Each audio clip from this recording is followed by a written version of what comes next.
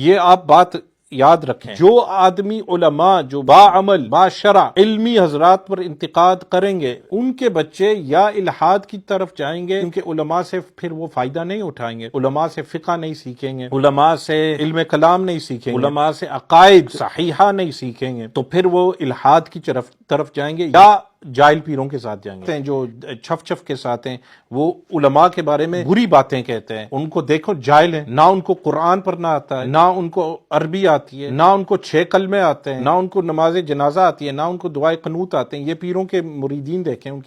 کے حالات، پیر صاحب کے ساتھ 20 سال 30 سال گزارنے کے بعد اللہ تعالیٰ کے صفات نہیں ان کو پتا، تو ایسے جاہل جو ہیں وہ یہ نتیجہ اس بات کا ہے کہ آپ علماء کی مذمت کر رہے ہیں، اور جس آدمی کی زبان گندی زبان علماء کے بارے میں، وہ نتائج آپ دیکھیں گے ان کے بچوں میں۔ اسی لیے یہ حضرات جو ہیں وہ علامہ اقبال سے فائدہ نہیں اٹھائیں گے کہ علم نافع ہوتا ہے، نفع ان لوگوں کو ہوگا جو طہارت قلبی اور طہارت لسان رکھیں گے۔